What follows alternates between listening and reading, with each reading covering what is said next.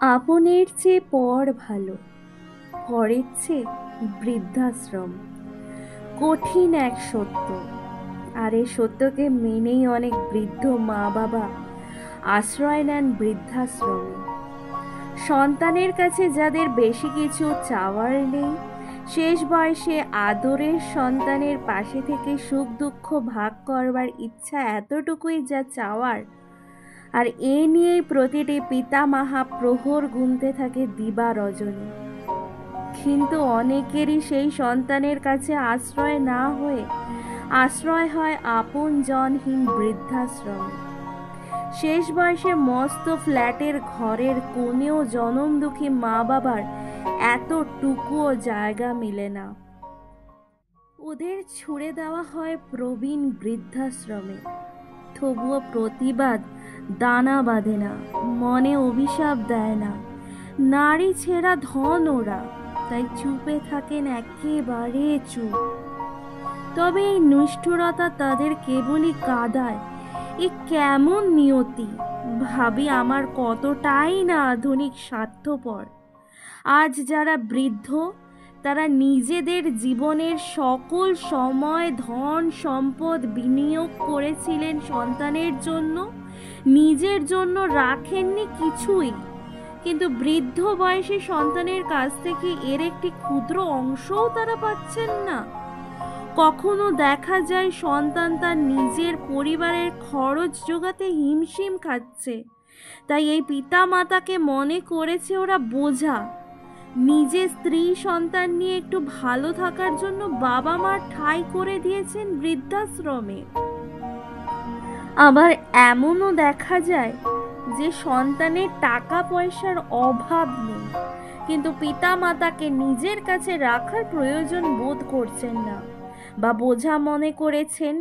হয় নিজেই পাঠিয়ে দিচ্ছেন বৃদ্ধাশ্রমে, নয়তো অবহেলা দুর্ব্যবহার করে এমন অবস্থার সৃষ্টি করছেন যেন তার পিতামাতা নিজেরাই সরে যান তার সাধের পরিবার থেকে। কেউ কেউ আবার এমনও বলেন তার টাকার অভাব না থাকলেও সময়ের অভাব আছে।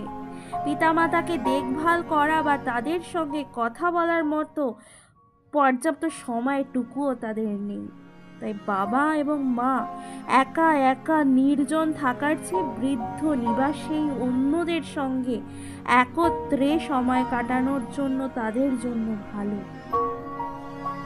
একবার বৃদ্ধ নিবাসে পাঠাতে পারলেই যেন সকল দায়মুক্ত।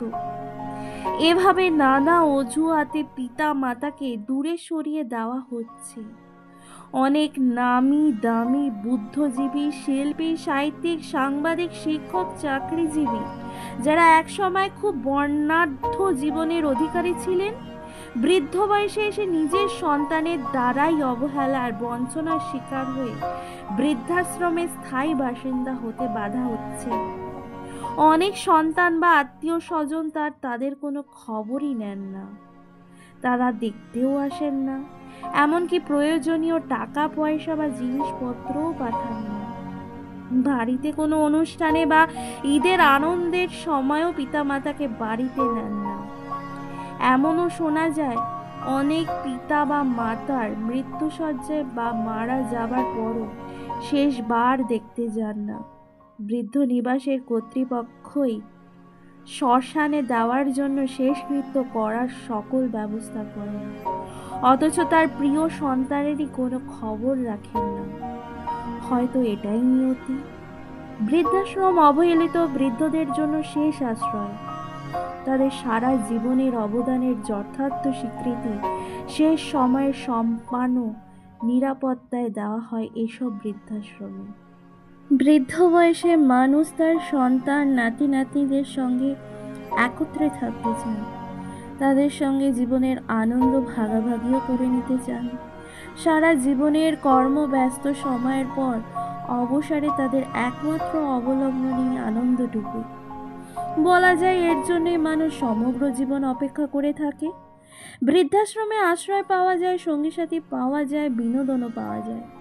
কিন্তু শেষ জীবনের এই পরম আনন্দটুকু যে পাওয়া যায় না, যার জন্য তারা এই সময়টাকে প্রবল মানসিক যন্ত্রণা আর ভারাক্রান্ত হৃদয়ে আবেগপ্লুত হয়ে ওঠেন। নেহাত অন্য উপায় হয়ে ইচ্ছার বাইরে যারা বাবা মাকে বৃদ্ধাশ্রমে পাঠান তাদের কথা ভিন্ন, কিন্তু যারা নিজের পর্যাপ্ত সম্পদ ও সময় সুযোগ থাকার পরেও শুধু অবহেলা করে পিতা মাতাকে বৃদ্ধাশ্রমে পাঠিয়ে দিয়ে ভুলে যান, তাদের স্মরণে রাখা দরকার এমন সময় তাদের জীবনও আসতে পারে যে বাবা মা এক সময় নিজে না খেয়ে সন্তানের মুখে তুলে খাইয়ে দিতেন, তারা আজ কোথায় কেমন আছেন সেই খবর নেওয়ার সময়টুকুও তাদের নেই। নিজের সন্তান হয়তো একদিন তার সঙ্গে এমনই আচরণ করবে। বিভিন্ন উৎসবে, যেমন দুর্গাপূজার দিনও যখন তারা তাদের সন্তানের কাছে না পান, সন্তানের কাছ থেকে একটা ফোনও না পান, তখন অনেকেই নীরবে অশ্রুপাত করেন, দীর্ঘ নিঃশ্বাস ছাড়েন, এমনকি সেই সন্তানকে অভিশাপ দিয়ে কামনা করেন তার সন্তান তার সঙ্গে যে আচরণ করলো, ভবিষ্যতে তার ছেলে ও সন্তানও যেন একই আচরণ করে। আমাদের মন রাখা উচিত আজ যিনি সন্তান তিনিই আগামী দিনের পিতা কিংবা মা। বৃদ্ধ বয়সে এসে মা বাবারা যেহেতু শিশুদের মতো কোমলমৃত হয়ে যায়, তাই তাদের জন্য সুন্দর জীবনযাত্রার পরিবেশ তৈরি করাই সন্তানের কর্তব্য। তারা যেন কখনো কোনো পিতামাতার ঠিকানা বৃদ্ধাশ্রম না হয়, সেদিকে সতর্ক দৃষ্টি রাখতে হবে। তাদের জন্যই তৈরি করতে হবে একটা নিরাপদ সুন্দর পৃথিবী।